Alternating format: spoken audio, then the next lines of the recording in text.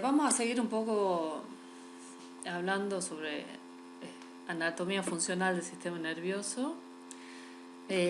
Acuérdense que la semana pasada hemos visto,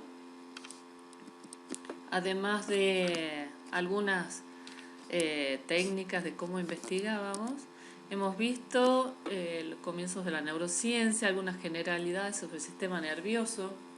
Hemos visto técnicas neuroanatómicas de neuroimagen y electrofisiológicas de registro. Acuérdense que vimos estos experimentos que hicimos nosotros en el laboratorio del sistema de las vibrisas, cómo se puede registrar tanto a nivel periférico, en el nervio periférico que inerva los bigotes de la rata, el folículo de los bigotes de la rata, así como también se puede registrar en la corteza y en los otros núcleos. También hay quienes registran en otros pasos de esa información hasta el sistema nervioso central, digamos hasta la corteza somatosensorial, que es quien recibe la última, procesa la última parte del procesamiento de esta información táctil de las vibrisas de las ratas. Hoy vamos a ver algo de fisiología motora, algunas generalidades y algunos puntos específicos de neurofisiología motora que tienen que ver con la fuerza muscular, conceptos importantes como la descarga corolaria, que no sé si ustedes lo han visto en fisiología. Van a ver que vamos a tocar algunos temas de fisiología que seguramente ya ustedes vieron en el sistema nervioso, la parte motora, pero yo quiero hacer hincapié en algunos mecanismos, algunas características de la fisiología motora, porque van a utilizar algunos conceptos de estos en clases sucesivas que da el profesor Fernando. Y luego les voy a comentar sobre una disfunción neurodegenerativa, que es la enfermedad de Parkinson, en la que estamos trabajando hace unos años ya en el laboratorio. Hemos trabajado experimentalmente en un modelo animal de enfermedad de Parkinson, y actualmente comenzaremos a trabajar con seres humanos. Pero yo les voy a comentar algunos de los experimentos que hemos hecho y algunas publicaciones que tenemos ya en el tema, para que ustedes sepan también cómo se investiga también la función motora relacionada a una disfunción, a un problema neurodegenerativo, en este caso el Parkinson, ¿sí? Bueno, para empezar a hablar de fisiología motora, tenemos que definir qué es el movimiento. ¿Qué es el movimiento? Es el resultado de la actividad de un conjunto de músculos que están controlados por un conjunto de neuronas, un conjunto de circuitos que como finalidad tienen activar la musculatura para producir el movimiento, ¿sí? Bien, esta función, estas redes de neuronas que llegan a producir finalmente el movimiento, se generan en una serie de circuitos del sistema nervioso central que implica la actividad de muchas áreas. Aquí ven ustedes un corte en esta gráfica, ven un corte transversal en médula espinal, lo que ya conocemos de la sustancia gris en el medio, la sustancia blanca, y las neuronas motoras o motoneuronas que se encuentran en el astra ventral. Pero estas motoneuronas están conectadas y reciben información de diferentes partes del cerebro. Esta neurona motora, la motoneurona alfa. ¿Analia? Sí. ¿Analia? Hola. Jero dice si lo pueden dejar entrar. A ver un momento.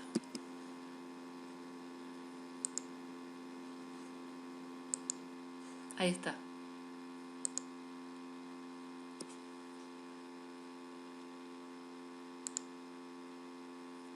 Bien, retomemos. ¿Está ya, Jero?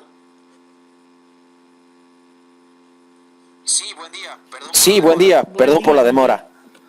Bueno, estábamos hablando, iniciando la clase sobre fisiología motora. Entonces les decía que las neuronas motoras que se encuentran aquí en el... ¿Se ve el cursor que yo muevo? Voy a poner... Sí, se ve perfecto. Sí. Sí, se ve perfecto. Bueno, las neuronas motoras o motoneuronas alfa son las que reciben información de diferentes áreas del sistema nervioso central y que comandan y modulan el movimiento, ¿sí? Algunas de estas zonas son la corteza cerebral, motora por supuesto, pero otras áreas asociadas a esta área motora primaria, ¿sí? Otras áreas que se encuentran en el tronco encefálico y además a lo largo de la médula, ustedes saben que hay varios segmentos. A lo largo de la médula, una motoneurona que se encuentra, supongamos, en el área lumbar, también se conecta con otras neuronas y con otras áreas a otros niveles medulares. Entonces, se ha llamado a esta motoneurona alfa, que es la que, digamos, en definitiva va a inervar la musculatura, se la ha denominado la vía final de la conducta. Justamente por eso, porque en esa zona, en la motoneurona, es donde convergen una serie de informaciones que llegan desde centros superiores para producir el movimiento, ¿sí? Entonces, tengamos esto en cuenta. Todas estas conexiones vamos a hablar luego con otro detalle sobre estas áreas, pero básicamente lo que quiero transmitirles es que hay muchas áreas implicadas para la generación y modulación del movimiento y que la motoneurona, que es donde nos vamos a centrar ahora en las próximas diapositivas, la motoneurona, o sea, la neurona que inerva las fibras musculares, es como la estrella porque es el punto final donde hacen la convergencia a otras áreas que controlan el movimiento, ¿sí? Bueno, ¿cómo se inicia la contracción muscular? ¿Cómo se genera la contracción muscular? Esto ya saben ustedes, la anatomía y un poco la fisiología del movimiento, de la contracción muscular. Ustedes saben que los músculos están formados por bandas de fibras musculares, de agrupaciones de fibras musculares. Estas fibras, cada una de estas fibras individuales, estas fibras musculares individuales, están a su vez constituidas por microfibrillas. Las microfibrillas tienen unas estructuras que generan que en el músculo estriado se vean estas estrías o líneas que en realidad son la estructura básica de las microfibrillas, que son los sarcómeros, que es la unidad estructural que produce justamente, en definitiva, produce la contracción. ¿Cómo se produce esto? Ustedes ya lo saben, porque el sarcómero está formado por proteínas contráctiles, la actina y la miosina, que se desplazan una sobre otra produciendo la contracción muscular, ¿sí? Estas bandas se van desplazando y de esta forma se activa la contracción de la fibra muscular. Ven allí entonces las áreas limitantes, que son la línea Z, son las que van a formar estas estructuras que se dividen en una banda oscura y una clara y que produce esa visión de estriación, que está estriado el músculo estriado, el músculo esquelético, ¿sí? Bien, Pero ¿cómo se inicia el proceso de la contracción? Se inicia por la llegada de un impulso nervioso desde el axón de la motoneurona alfa, ¿sí? La motoneurona alfa, cuando llega y toma contacto ya en la superficie de la membrana de la fibra muscular, ya pierde su mielina y queda un botón sináptico que hace sinapsis en la membrana de la fibra muscular. Este botón sináptico del axón genera un tipo de sinapsis muy específica que se llama la sinapsis neuromuscular entre la terminal axonal de la neurona motora y la membrana plasmática de la fibra muscular. Ven ustedes acá en este esquema, esto es una fibra muscular, se ve la microfibrilla y cómo se libera la acetilcolina, que es el neurotransmisor de la unión neuromuscular. Tienen aquí ustedes una fotografía con una tinción de hematoxilina eosina que tiñe las fibras musculares de rosa y el conectivo un poquito más oscuro como un violeta, y se ven acá que ingresa el nervio y cada uno de estos son axones que terminan en una placa neuromuscular. Fíjense que se observa allí cómo hace contacto con cada una de estas fibras. Bien, y si vemos un poquito más en detalle cómo se genera la sinapsis, esta placa motora donde se genera la sinapsis entre la motoneurona y la membrana plasmática de la fibra muscular, podemos ver que comienza todo, como decíamos, con el potencial de acción de la neurona motora, ¿sí? Un aspecto importante de esta sinapsis es la necesidad de la presencia de calcio. El calcio ingresa por unos canales iónicos que son sensibles al voltaje. O sea, cuando el potencial de acción llega al terminal axónico, a este botón sináptico, se produce un cambio del potencial de membrana en este terminal axonal, entonces se abren los canales de calcio. Ingresa calcio al terminal sináptico y este es un paso muy importante porque permite el movimiento de las vesículas que poseen en su interior los neurotransmisores, las vesículas estas que se anclan a la superficie presináptica, digamos, del botón sináptico, y de esta forma luego se produce la liberación a través de la membrana plasmática presináptica hacia la hendidura o el espacio sináptico. Este espacio que queda entre, si bien están muy cerca, quedan unos pocos micras entre el botón sináptico y la placa digamos, la membrana plasmática muscular, ¿sí?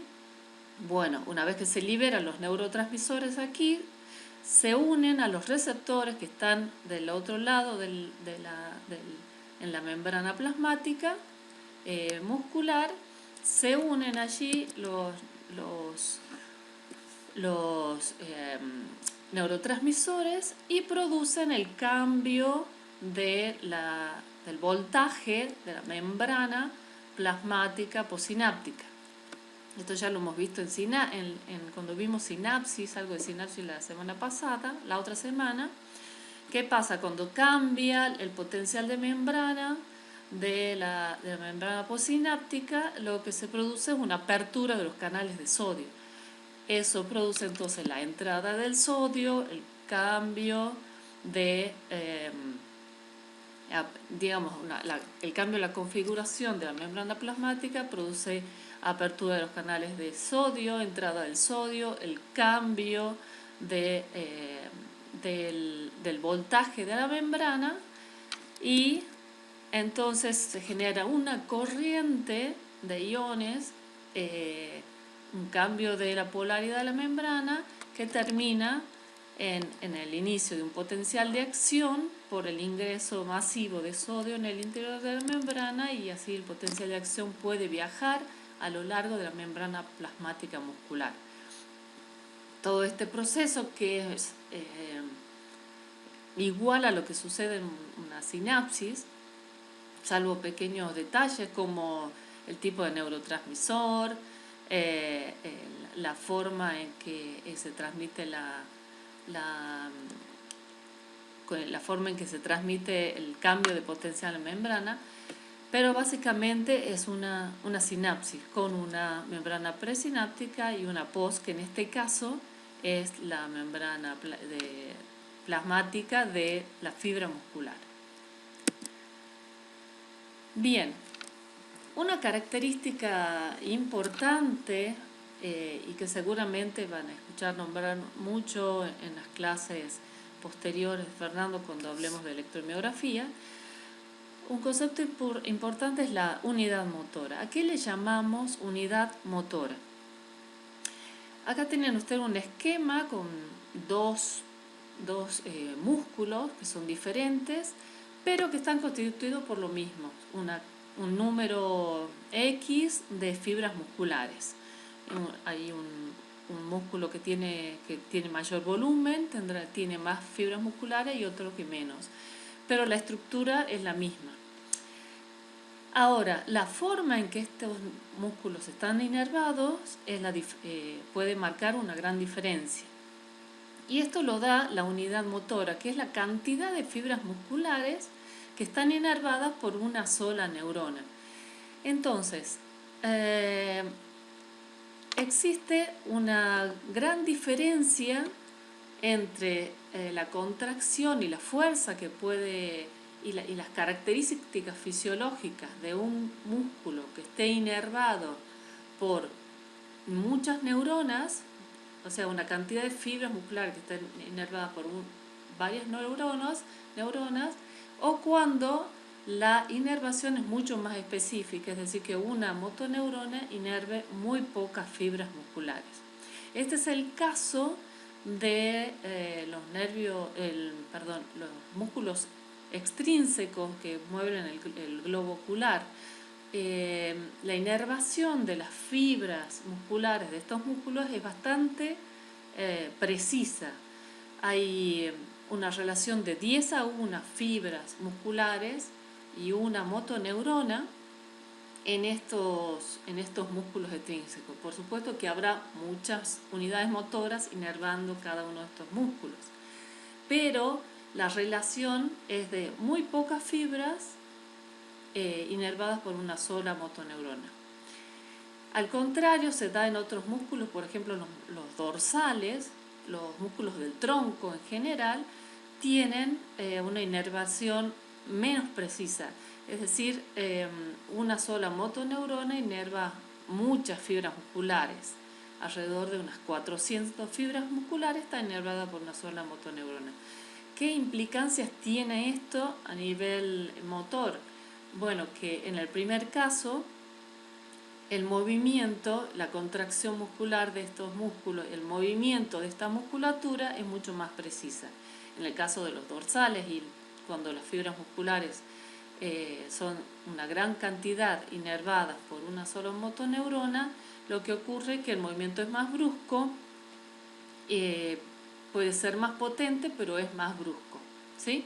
Entonces, por ejemplo, el movimiento de los dedos o el movimiento del globo ocular por estos músculos intrínsecos es mucho más preciso, justamente por eso, porque la inervación es más precisa y más reducida en cuanto al número de fibras. Otra característica de las unidades motoras es que las respuestas de estas neuronas motoras, de las motoneuronas al input sináptico, que llega desde otras centrales superiores del sistema nervioso central, es que dependen del tamaño de la neurona motora. No todas las motoneuronas tienen el mismo tamaño. están circunscritas en la misma área, en el área, en el asta ventral medular, pero los tamaños difieren de unos a otros. Y esto también afecta a la hora de considerar la fisiología de esa unidad motora.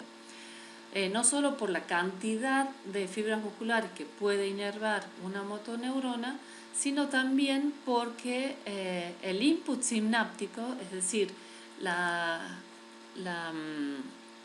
corriente que llega como impulso nervioso y que hace sinapsis en los cuerpos neuronales de estas neuronas, va a llegar a producir un potencial de acción o no. Y esto depende justamente del área de la neurona motora. Es decir, cuando las neuronas motoras son más pequeñas, tienen muchas más posibilidades de producir potencial de acción. Acuérdense que la sinapsis genera potenciales excitatorios, en este caso excitatorios, estamos hablando de excitatorios, pero pueden ser también inhibitorios, genera potenciales excitatorios postsinápticos que son graduados. Es decir, que aquí si hubiese una convergencia de otra neurona, por ejemplo, estos potenciales postsinápticos se suman y una vez que alcanzan un umbral se puede generar, como en este caso, el potencial de acción. Pero tienen que haberse sumado una serie de potenciales postsinápticos para llegar al umbral y generar el potencial de acción. Ahora, la neurona motora, una neurona motora mayor, lo que tiene es que frente al mismo tipo de estímulo, la misma intensidad, la misma cantidad de impulsos que llegan, tienen menos posibilidades porque el área es mucho más grande. Entonces tienen menos posibilidades que se genere un potencial de acción. Necesitará entonces esta neurona muchas más sinapsis, mucha más llegada de inputs sinápticos para que se genere un potencial de acción como en esta pequeña. Bien. ¿Cómo se genera la fuerza de contracción? Esto es un concepto muy importante también cuando hablamos del funcionamiento de la musculatura. La fuerza que se genera, por supuesto que todo esto tiene que ver con las unidades motoras de las que estamos hablando, del funcionamiento de las unidades motoras.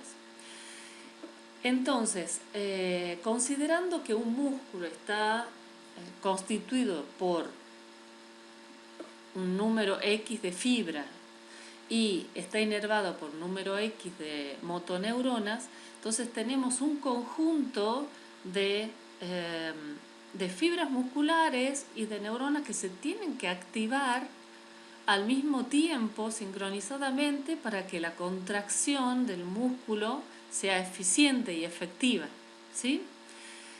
Para que esto se produzca, es necesario que el reclutamiento de todas esas fibras sea sincrónico o más o menos sincrónico. No es que todos se van a contraer al mismo tiempo, pero se van sumando unas a otras. Entonces es muy importante para generar fuerza, para generar movimiento, el reclutamiento de todas esas fibras musculares por parte de las unidades motoras, que son las que generan justamente la contracción muscular.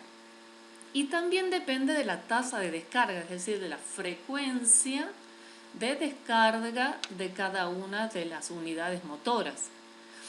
Tenemos acá, por ejemplo, una gráfica donde muestra la fuerza generada por dos unidades motoras diferentes que pertenecen a un mismo músculo. Entonces, aquí tenemos el caso en que una unidad motora se activa primero. Entonces llega el impulso nervioso a estas dos unidades motoras y la unidad número 1 se activa primero y luego es la unidad motora número 2 se sincroniza con la actividad de la motoneurona, de la unidad motora 1. ¿Y qué ocurre cuando se sincronizan? La fuerza aumenta, ¿sí? Esto es es una gráfica que muestra los potenciales de acción musculares y que sucede en la realidad en que se van reclutando unidades motoras hasta que se genera la fuerza necesaria de contracción de ese músculo. Acá se ve en esta otra gráfica del efecto de la acción de la activación de estas dos unidades motoras, como la primera tiene un comportamiento de fuerza que genera menos fuerza y en un tiempo más extendido, más sostenido la fuerza. En cambio, la unidad 2 genera una fuerza mayor en un tiempo más corto. Pero que, bueno, sumadas las dos simultáneamente van a producir una fuerza conjunta mayor. Bien, eso es con respecto a la fisiología de la contracción muscular. Tengan en cuenta estos conceptos y fue importante seguramente en clases posteriores que dé Fernando sobre electromiografía van a repetir estos conceptos, pero quería que los tengan en cuenta porque para que lo asocien ahora con las estructuras y la fisiología de las diferentes partes del sistema muscular.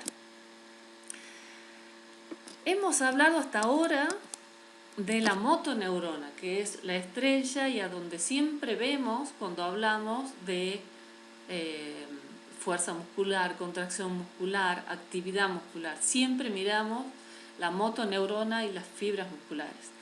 Pero no hay sistema, no hay ninguna estructura muscular que no funcione si no están activos también si no está activo también el sistema sensorial.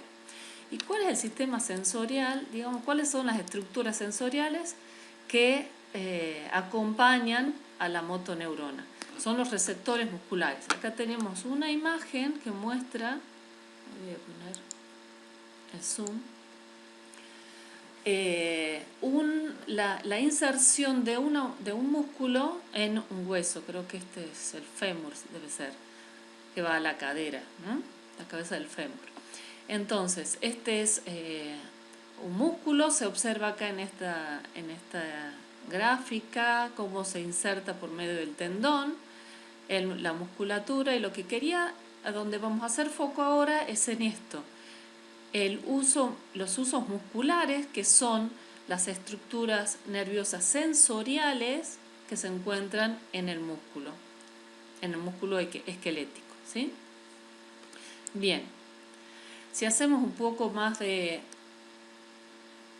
zoom en esta gráfica, van a ver aquí estas líneas que ven acá, bueno, son las fibras musculares esqueléticas de las que ya hemos hablado. A estas se les denomina también fibras extrafusales, y el uso muscular está compuesto por fibras intrafusales, que hay de dos tipos. Estas fibras intrafusales entonces están ubicadas en paralelo con las fibras extrafusales, por lo tanto, cuando hay una contracción muscular, también se contraen, o sea, cuando hay un acortamiento de las fibras, es muy probable también que se acorten las fibras intrafusales. Pero ya vamos a ver que hay un control más fino de las fibras estas intrafusales por medio del sistema gamma, que ustedes ya lo habrán visto en fisiología, pero ahora lo vamos a repasar, ¿sí? Entonces les decía que hay dos tipos de fibras intrafusales: las fibras de bolsa nuclear y las fibras de cadena nuclear, que tienen algunas diferencias en tamaño y en la morfología, pero y luego tenemos los otros receptores musculares son el órgano tendinoso de Golgi, que en este caso está ubicado ya en el área de inserción del músculo, por lo tanto va a censar los estiramientos y la tensión que se genera en el músculo, en esa área muscular. Entonces,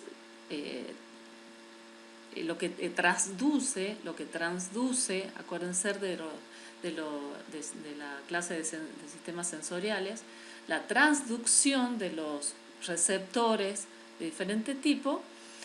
Acá en este caso el órgano tendinoso de Golgi lo que transduce es la tensión que se genera en el músculo cuando se contrae en relación a su punto de inserción en el hueso, ¿sí? ¿Cuáles son las fibras que tienen estos, digamos, las fibras sensoriales que acompañan a estas estructuras musculares de recepción muscular, sensoriales? Las fibras de tipo 1, aferente, primaria, que las encontramos tanto en las fibras de bolsa nuclear como en las fibras de cadena nuclear. Luego tenemos la de tipo 2, fibra de tipo 2 aferente. Esta es una aferente secundaria que inerva solamente las estructuras de fibra de cadena nuclear. Luego tenemos las fibras aferentes 1B, que inervan exclusivamente el órgano tendinoso de Golgi. Y finalmente las fibras gamma dinámica y estática, que son fibras eferentes, es decir, que son motoras, y que están inervando tanto la fibra de bolsa nuclear como la de cadena nuclear. Fíjense la cantidad de inervación que tienen las fibras intrafusales, el órgano tendinoso de Golgi. O sea que es un mecanismo muy complejo que funciona automáticamente cuando realizamos un movimiento, ejercemos una contracción muscular, ya sea isométrica o isotónica. Todas estas fibras nerviosas que inervan generan una interacción compleja entre este tipo de fibras y el acortamiento y la elongación de las fibras, tanto intrafusales como extrafusales. Y ahora vamos a ver algunos ejemplos de esto. Son registros que se pueden realizar, esto in vitro, por supuesto, no está en el animalito, no estamos haciendo el registro en el animal, ni en las personas, sino se extrae la musculatura, tanto fibras extrafusales, como se ven aquí, que está representando esta gráfica, como las intrafusales, y se observa cómo es la actividad de cada una de las fibras que inervan a estas estructuras cuando ocurre un estiramiento pasivo, en este caso, cuando ocurre un estiramiento pasivo pero con contracción de las fibras intrafusales, y luego vamos a ver un par de ejemplos más. Entonces, aquí ustedes ven en esta gráfica entonces tenemos la representación de todas las fibras intrafusales y extrafusales, la de cadena y la de ¿cómo se llama? No me sale. Bolsa nuclear. Eso. La de bolsa nuclear y la de cadena. Ambas fibras intrafusales están inervadas entonces por las fibras 1A, de las que ya le hablé recién, por las fibras 2, y la 1B inerva el órgano tendinoso de Golgi. Fíjense que cuando se produce un estiramiento, aquí está la representación del estímulo, digamos, el estiramiento muscular, se elonga el músculo se activan todas las fibras de diferente forma, pero se activan todas. Sobre todo las fibras 1A. ¿Qué ocurre? Se estiran, hay un estiramiento de las fibras intrafusales y lo que ocurre es que aumenta la frecuencia de descarga de estas fibras justamente cuando se inicia ese estiramiento de las fibras musculares. Las fibras 2 también son las aferentes secundarias, también se activan a lo largo del estiramiento, y el órgano tendidoso de Golgi a través de su fibra 1A se activa cuando ya está estirado el músculo, porque allí es donde se percibe esa tensión. Bueno, algo parecido ocurre cuando se produce, además del estiramiento, la contracción de las fibras intrafusales. En este caso, aquí se activaría el sistema gamma, las fibras gamas motoras que inervan, recuerden como les mostré recién, a ambos tipos de fibras intrafusales. Aquí tienen ustedes la representación del estímulo. Por supuesto, hay que estimular con un estimulador estos tipos de fibras para que las fibras intrafusales se contraigan. ¿Y qué ocurre cuando pasa esto? Se aumenta la frecuencia de descarga de las fibras tanto 1A como de la aferente primaria como de la aferente secundaria. Y el órgano tendidoso de Golgi sigue igual. ¿Por qué? Porque la fibra gamma solo inerva las intrafusales, ¿sí? Ahora, ¿qué pasa cuando la contracción se produce en las fibras extrafusales? Es decir, ponemos un estímulo en la motoneurona alfa, entonces esto produce el acortamiento de la musculatura estriada, digamos, extrafusal. ¿Qué ocurre? Los usos musculares se acortan mucho y por lo tanto dejan de disparar o muy pocos disparos. Y el órgano tendidoso de Golgi dispara sobre todo cuando se ha generado esa contracción muscular para registrar el cambio en la tensión. Bien, y finalmente lo que ocurre es lo que ocurre en la realidad, porque estos son experimentaciones in vitro, pero lo que ocurre en la realidad es que todos estos sistemas musculares y de fibras motoras y fibras sensoriales que integran todo este conjunto de estructuras funcionan coordinadamente, de tal modo que mientras se contrae la musculatura, mientras se contraen las fibras extrafusales, también se contraen las intrafusales por acción de las fibras gamma, y las fibras sensoriales disparan frente a todos estos cambios. ¿Sí? Ahora vamos a ver entonces qué es el arco reflejo. Ustedes ya habrán estudiado en fisiología que es como la unidad funcional. Lo han dicho muchísimo en los libros, más antiguos sobre todo, pero hoy en día ya sabemos que esto no es así, digamos, no hay una unidad funcional. Es verdad que estamos muy centrados siempre cuando hablamos de sistema muscular en la motoneurona, y lo básico es estudiar el circuito más simple del funcionamiento del movimiento muscular, pero en realidad del movimiento. Entonces, por eso se ha estudiado tanto, y los primeros electrofisiólogos como Charles Sherrington estudiaron mucho esto, el arco reflejo.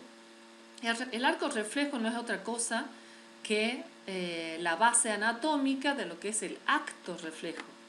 Es decir, cuando nosotros, por ejemplo, acercamos la mano a algo que está muy caliente, en el acto lo retiramos. Ese es un acto reflejo o denominado el reflejo de retirada, ¿sí?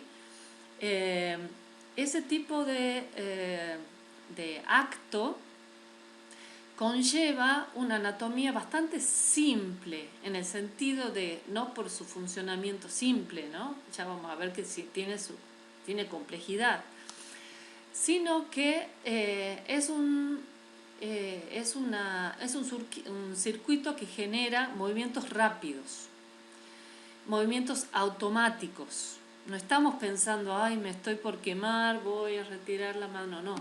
En el acto movemos la mano para evitar quemarnos, ¿sí? También es una conducta de supervivencia, ¿eh? Es decir, son movimientos que tienen que ser muy automáticos, que no tiene que llegar tanta información al sistema, a los núcleos superiores del sistema nervioso central, porque necesita ser rápido y no necesita pasar por la conciencia. Quizás si, por ejemplo, el peligro no sea tan grande, por ejemplo, una superficie está caliente pero no quema, seguramente esa información sí llegará hasta la conciencia. Pero cuando es de vital importancia que nosotros retiremos la mano o nos cuidemos para que sea vital para la supervivencia, entonces ese movimiento va a ser automático y rápido. Y son movimientos innatos. ¿Qué significa esto? Que no los aprendemos, están ya en nuestro bagaje genético, digamos así, porque justamente está dentro de los comportamientos que sirven para nuestra supervivencia, ¿sí?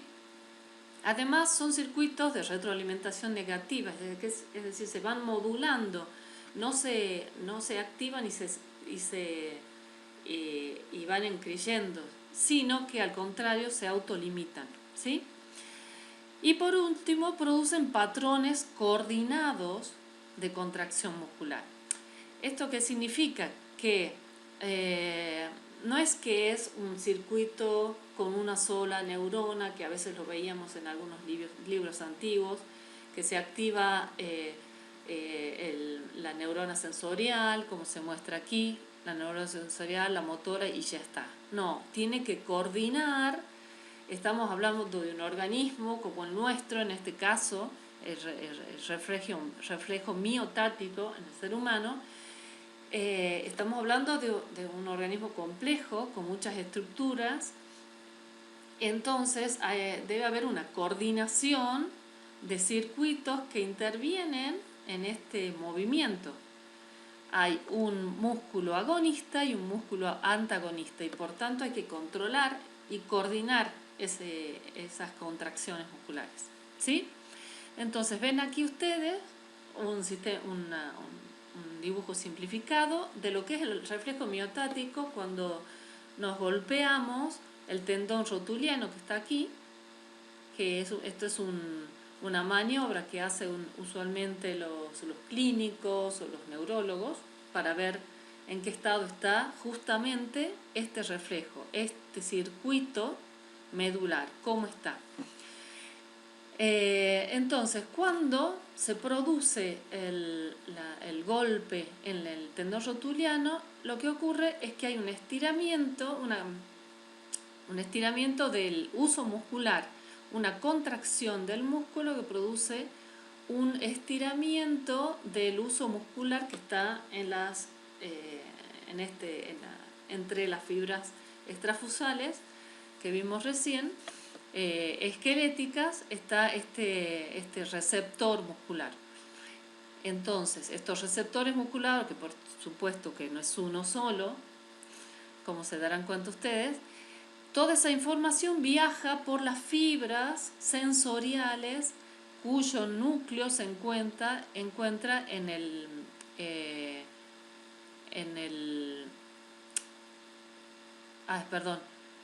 ganglio espinal, ¿sí? Son neuronas pseudo unipolares. ¿Qué significa esto? Que tienen una sola rama que tiene una neurita periférica y una central, ¿sí? Entonces la neurita periférica termina en el huso muscular en cualquiera de sus formas y la neurita central ingresa al asta dorsal, por el asta dorsal de la médula espinal, hace sinapsis con interneuronas o no y va a contactar con la motoneurona que envía esa información de activación de las fibras extrafusales y produce la contracción del músculo del cuádriceps, ¿sí? Entonces, este circuito simple es al que llamamos el reflejo,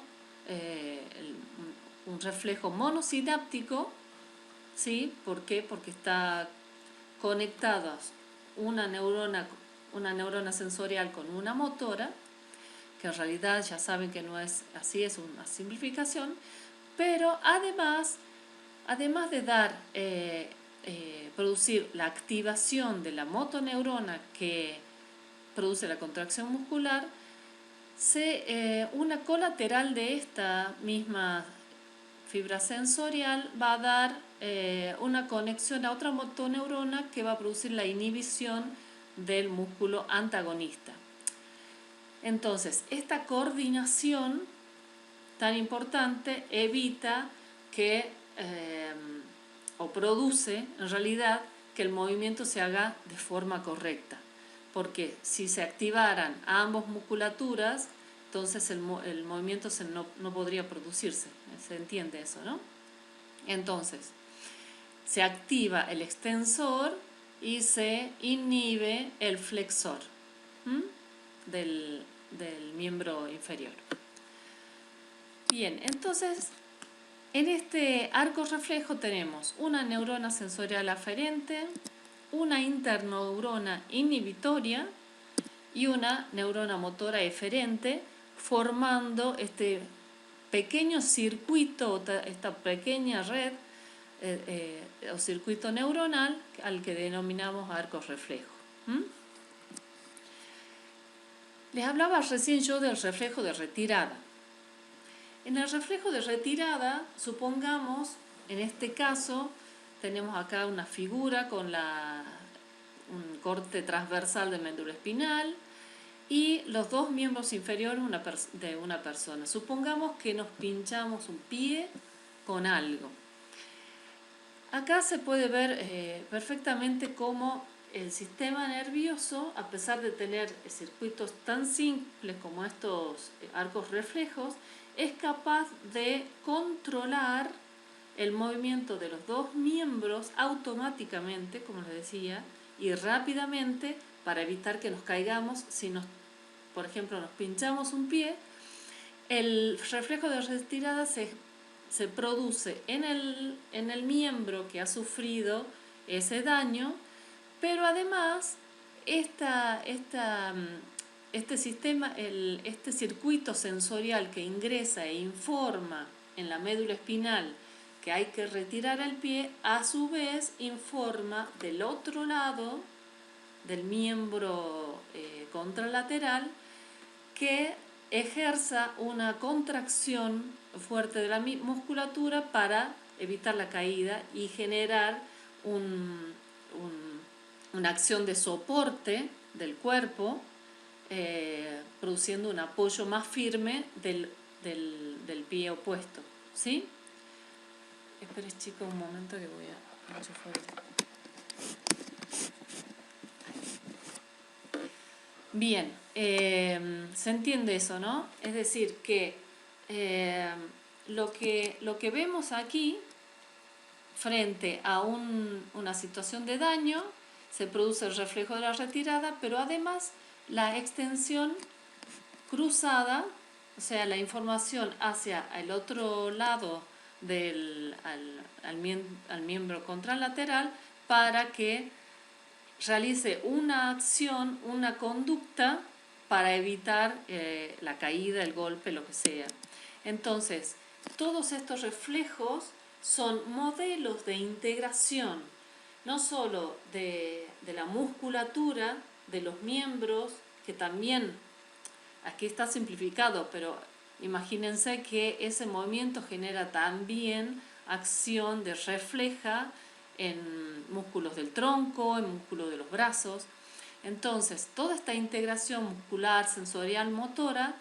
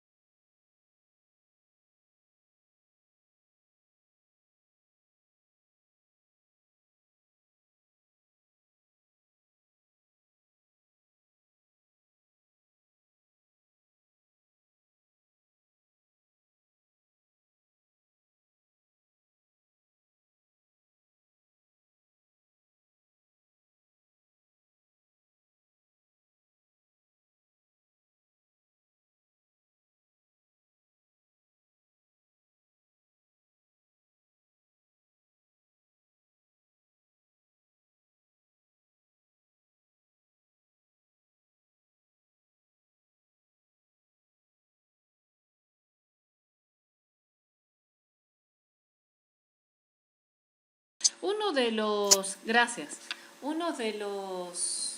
Vamos a continuar ahora con locomoción. Uno de los movimientos más estudiados en neurofisiología, esta conducta integra muchos conceptos, integra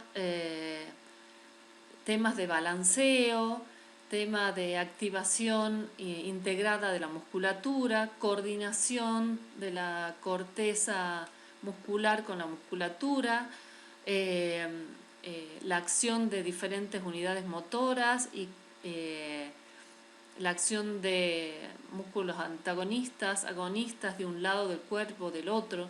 Es un mecanismo muy complejo que hemos tratado de estudiarlo, digamos, por partes, ¿sí?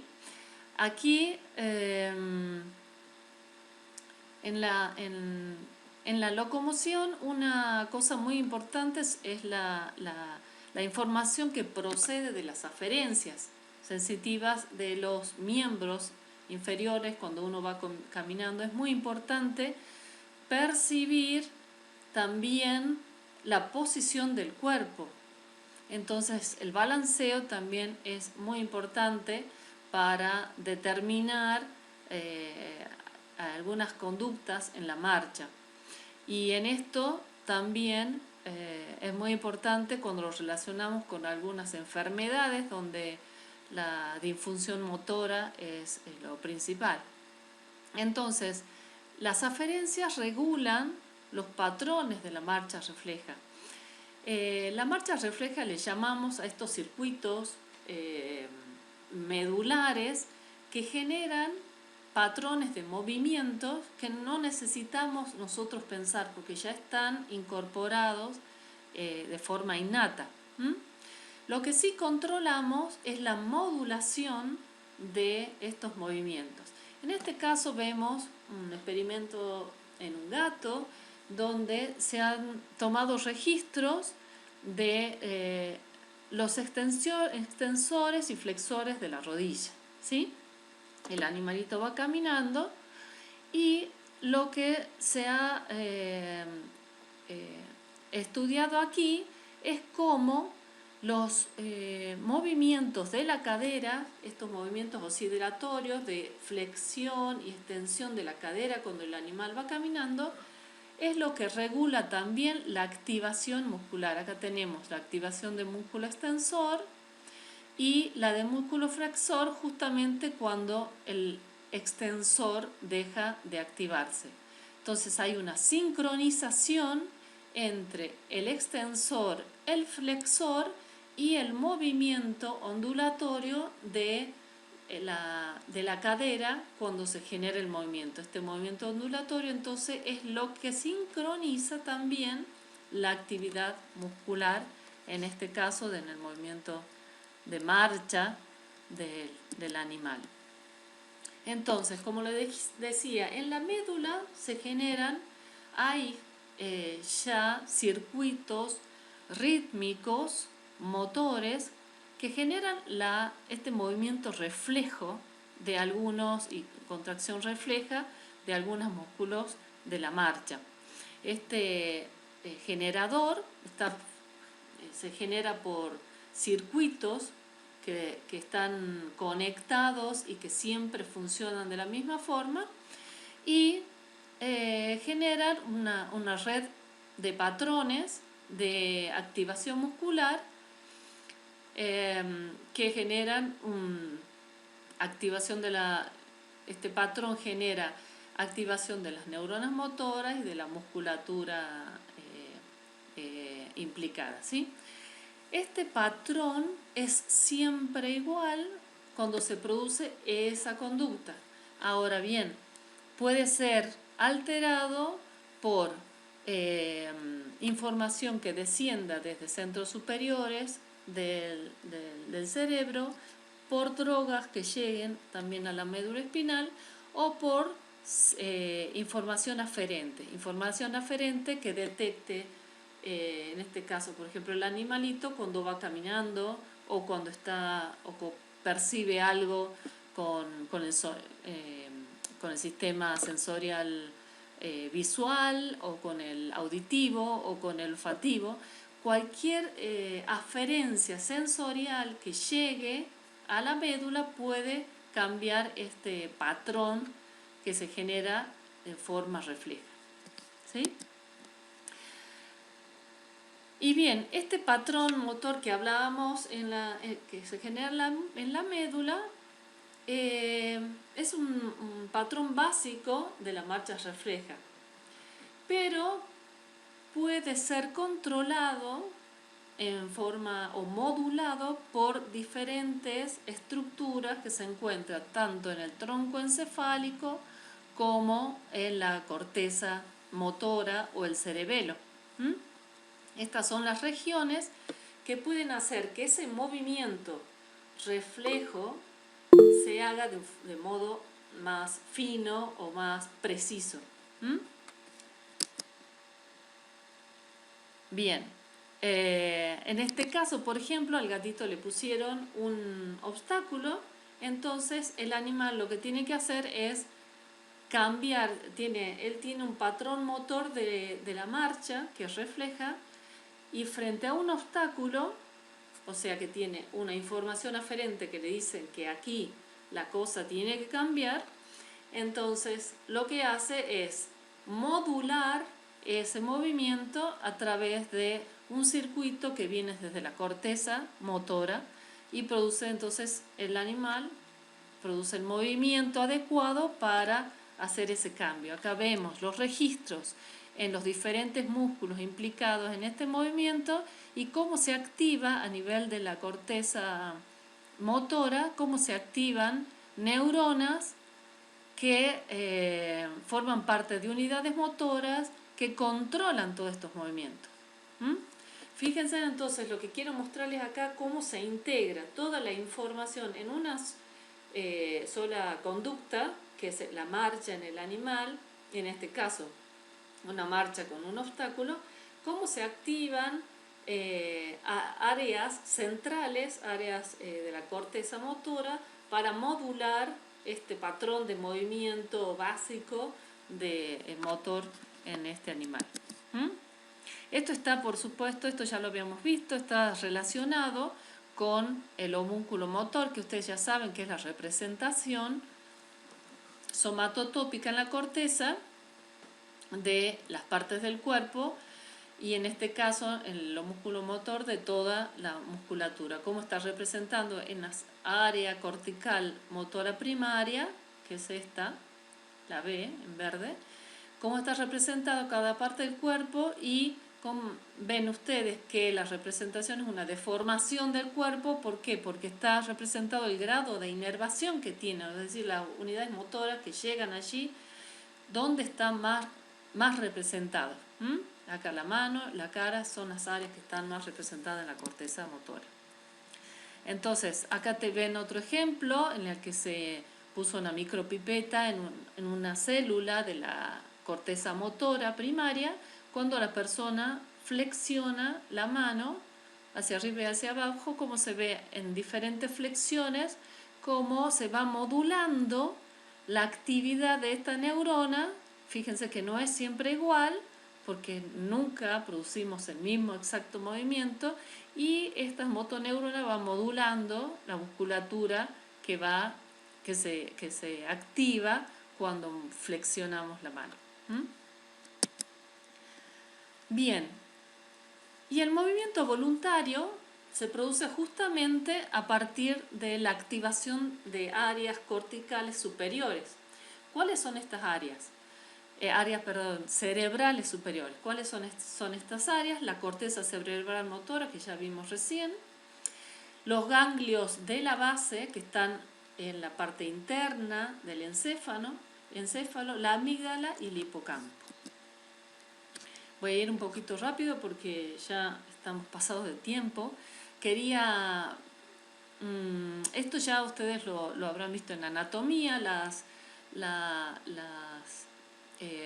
vías motoras que parten desde la corteza motora, pasan por los ganglios basales, por el tronco encefálico, pueden dar diferentes ramas a núcleos motores del tronco encefálico hasta llegar a la médula espinal, ingresando por esta información por los cordones laterales de la médula espinal. Acuérdense que todo esto es sustancia blanca, de los cordones que llegan desde la corteza hasta el asta ventral medular, donde ya hacen contacto con la neurona, la motoneurona alfa, ¿sí? Alfa o gamma, que son las motoneuronas, que finalmente llegan hasta y inervan la musculatura.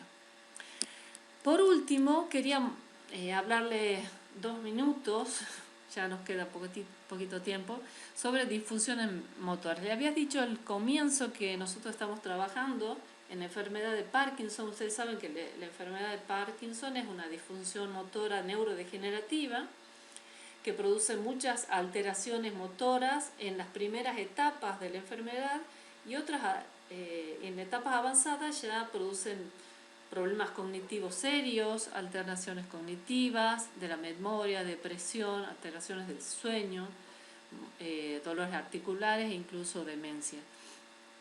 Los movimientos, los síntomas motores por los cuales se diagnostica esta enfermedad son la rigidez muscular, la lentitud del movimiento, que se denomina bradicinesia, la inestabilidad postural y el temblor de reposo en algunos casos.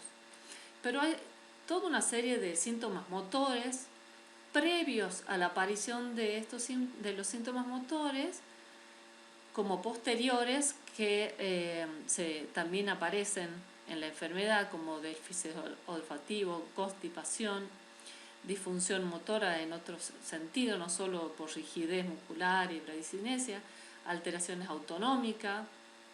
Bueno, como ven, una enfermedad muy complicada que no tiene hasta el momento una cura. ¿Por qué? Porque se produce la degeneración, y acá son las regiones cerebrales que están implicadas. Se produce en primer término una degeneración de las neuronas que se encuentran en la sustancia negra. La sustancia negra es parte de los núcleos de la base que veíamos, en la diapositiva anterior. Acá está los núcleos de la base, el putamen, globo pálido, núcleo subtalámico y la sustancia negra. Los déficits motores iniciales de esta enfermedad se deben justamente a la muerte neuronal de las neuronas que se encuentran en la sustancia negra, sobre todo en la pars compacta. Son estas neuronas que se encuentran aquí, entonces, que al morir producen una disfunción de todo el circuito motor. Acuérdense que los comandos motores que vienen desde la corteza motora pasan por los núcleos de la base, pero no pasan directo. Algunas fibras sí pasan directas, pero muchas hacen un preprocesamiento de esta información que lleva a modular el movimiento. Por eso es que es tan importante cuando estas neuronas que mueren aquí y que deja de funcionar determinados circuitos dentro de los ganglios de la base, producen todas las disfunciones que vemos en esta enfermedad de Parkinson. Bien, entonces nosotros lo que hicimos es hacer un modelo experimental de esta enfermedad de Parkinson. ¿Cómo se logra? Inyectando una sustancia que es la 6-hidroxidopamina en el ratón o la rata, en este núcleo de la sustancia negra, que es la que se degenera donde se degeneran las neuronas en primer lugar y producen todos los síntomas motores en seres humanos. En las ratas y en los ratones las disfunciones motoras no son iguales que en el ser humano, pero sí se producen algunas disfunciones motoras que se pueden observar, sobre todo en el movimiento de la pata, de los movimientos de los miembros inferiores del animal, ¿sí? Entonces, inyectamos esta toxina que mata estas neuronas y entonces se produce una disfunción en todo ese circuito que habíamos visto, coordinado, que coordina la musculatura e integra todo este movimiento en el animal y en la persona, ¿sí? Entonces nosotros lo que hicimos es poner un electrodo de registros en el musculito que mueve la pata, que se llama bíceps femoris, que produce el movimiento, el levantamiento de la pata en el animal. Lo hemos conectado a un amplificador. Acá hay una figurita, una foto del electrodo que nosotros hemos insertado acá en forma subcutánea. Y hemos ido haciendo registros a medida de que el animal pasaba el tiempo, ¿sí? Y lo que hemos obtenido son estos registros de la actividad muscular de este músculo. Ven ustedes cómo se activan las fibras y produce electromiografía, contracción muscular y esta señal que es la electromiografía de ese músculo específicamente. Aquí hicimos un preprocesamiento de estos datos y lo que obtenemos es que a diferente tiempo de la lesión, acá tenemos el control sano, una ratita sana, donde se ha registrado la electromiografía de este musculito y se ven acá las activaciones musculares. Luego hemos tomado registros de ratas que fueron lesionadas a 3, 4, 5 y 6 semanas posteriores a la lesión para ver si había diferencias. Y encontramos estas diferencias. Esta es hemos extraído de aquí los contenidos en frecuencia. Esto es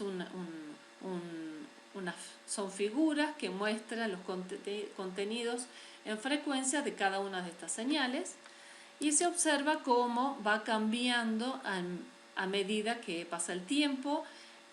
Los contenidos en frecuencia van cambiando de unos 260 hasta unos 120, 130 en relación al tiempo post lesión. Entonces también lo que se puede hacer es hacer un estudio morfológico de la señal. Este es una contracción, la señal EMG de una contracción. Acá la rectificamos, pasamos toda la señal hacia arriba, sacamos un envolvente y obtenemos estas figuras que nos muestra cómo es en promedio la morfología de esa señal para cada uno de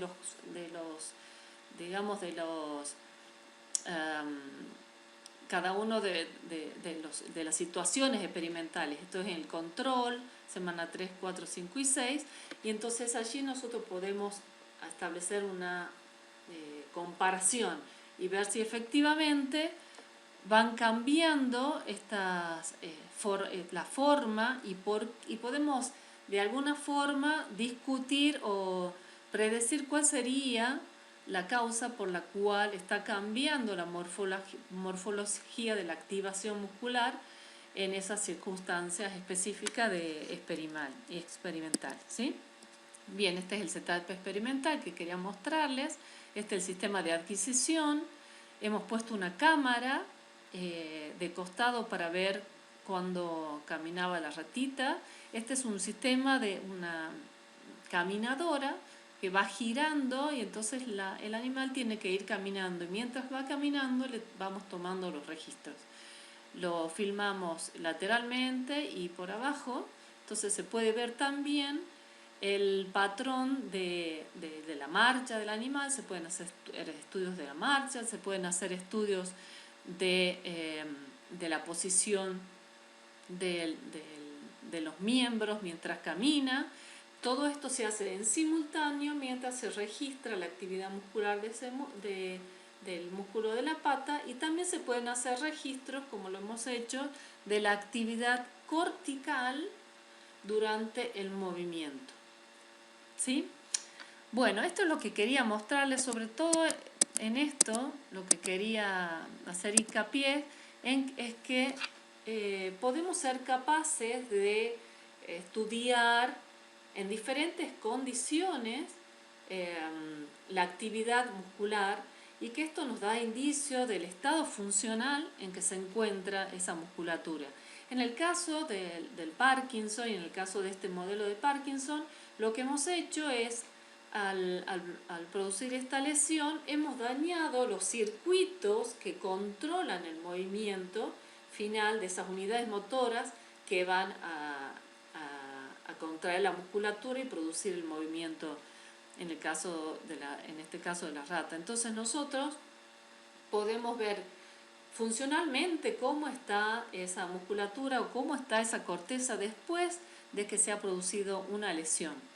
De esta forma nosotros lo que queremos es acercarnos al estudio de lo que sucede en la enfermedad de Parkinson en seres humanos y extraer de allí algunas conclusiones.